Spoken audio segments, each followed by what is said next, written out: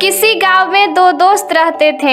एक अंधा था जिसका नाम गजोधर था और एक था लंगड़ा जिसका नाम बब्बन था। दोनों दोस्त हर काम मिलजुल कर करते थे।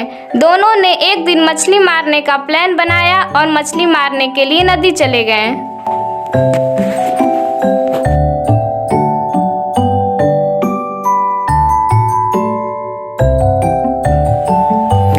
ऐसा है भाई गजोधर, तुम देख नहीं सकते इसलिए तुम जाल फेंको।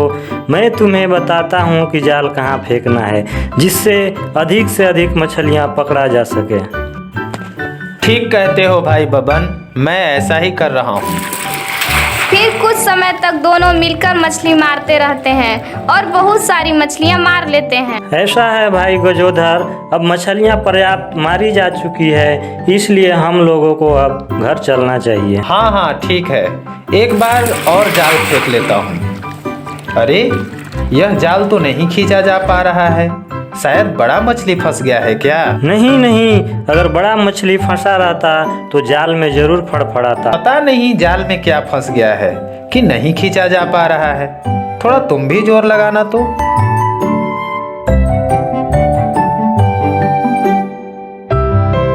अरे यह तो जादुई सुराही है। कहीं यह जीन वाला सुराही तो नहीं जिसका ढक्कन खोलने वाले का जीन गुलाम हो जाता है और जो आज्ञा दो जीन पूरा करता है? लगता तो यही है। तब तो इसका ढक्कन मैं ही खोलूंगा क्योंकि इसे मैंने जाल में फंसाया है। नहीं भाई, इस पर मेरा अधिकार है क्योंकि मैंने बताया कि जाल यहाँ फेंको, तब न तुम जाल फेंके हो। इस प्रकार दोनों आपस में लड़ने लगते हैं और फिर तय होता है कि दोनों एक साथ ढक्कन खोलेंगे। फिर तय अनुसार दोनों एक साथ ढक्कन खोलते हैं। खुश नसीब मेरे आका, मैं जानना चाहूंगा कि आप दोनों में से मेरे आका कौन हैं? मैं। अरे नहीं नहीं, सुराही का ढक्कन किसने खोला? हम दोनों ने।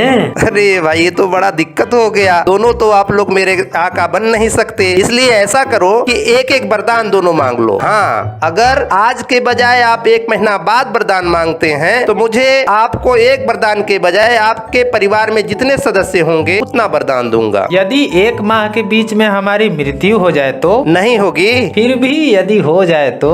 नहीं होगी नहीं होगी नहीं होगी, मैं कह रहा हूँ ना कि नहीं होगी। अगर कोई दिक्कत आ भी जाता है तो उसका समस्या का समाधान मैं करूँगा। पर मुझे अभी वरदान चाहिए, भले ही आप मुझे एक ही वरदान दीजिए। बोलो ना, क्या दिक्कत है? मैं तो कह ही रहा हूँ कि यदि एक वरदान लेना चाहो तो अभी ले लो। मुझे दुनिया का सबसे बुद्धिमान होने का वरदान दे दीजिए। तथास्तु। अरे यार तुम कितने मूर्ख हो, तुम्हें तो आँख की रोशनी मांगनी चाहिए। मुझे देखना, मैं 1 माह बाद वरदान लूंगा और एक नहीं 3 लूंगा। फिर दोनों अपने अपने घर चले जाते हैं। अंधा सोचने लगता है कि क्या करूं कि मेरा सारा समस्या हल हो जाए। फिर बड़ी सोच विचार कर अंधा नदी में डूबने चला जाता है और नदी में डूबने लगता है।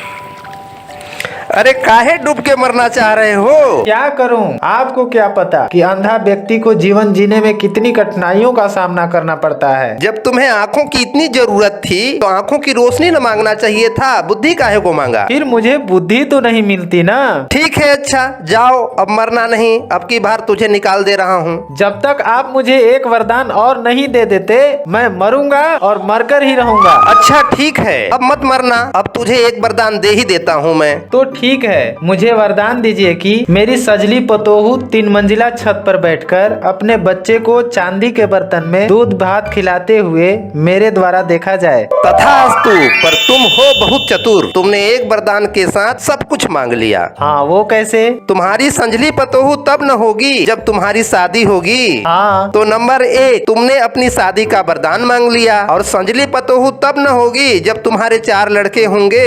हाँ हाँ। तो नंबर 2, तुमने अपने 4 लड़के मांग लिए। हाँ हाँ। नंबर 3 मंजिला छत पर चांदी के बर्तन में दूध भात खिलाना, मतलब तुमने धन दौलत मांग लिया। हाँ भाई बिल्कुल। नंबर 4, सबसे जरूरी तो तुमने आँखों की रोशनी भी मांग लिया, यह कहकर कि मेरी संजली पतोहू के लड़के को दूध भात खिलाते हुए मेरे द्वारा देखा जाए। हाँ हाँ, इसीलिए तो मैं बुद्धिमान होने का वरदान मांगा था।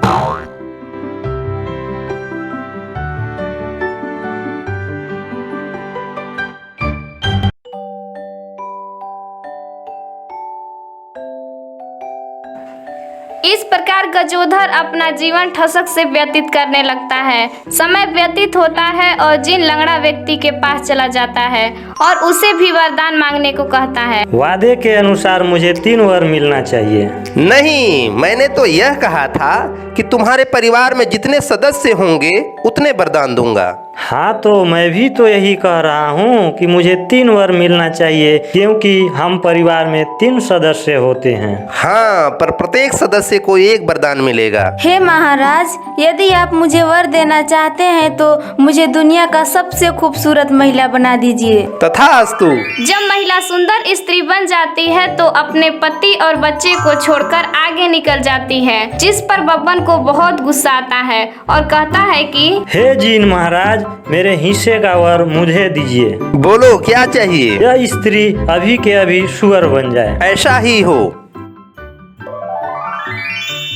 अपने माँ को सुअर बना देख बच्चा रोने लगता है और माँ माँ चिल्लाने लगता है। फिर जी कहता है कि अरे बच्चा, तुम क्यों रो रहे हो? तुम भी अपने हिस्से का वरदान मांग लो। हे महाराज, मेरे माता जी को मुझे लौटा दीजिए। तथास्तु। अरे मूर्खों, तुम लोग 3 लोग मिलके 3 वरदान मांगे और जैसे पहले थे वैसे अब हो। तुमसे बड़ा मूर्ख इस दुनिया में कोई नहीं होगा। ये तुम्हारा दोस्त है जिसने एक वरदान लिया और एक ही वरदान में सारा कुछ मांग लिया। सच ही है कि बुद्धि ही सबसे बड़ी चीज है।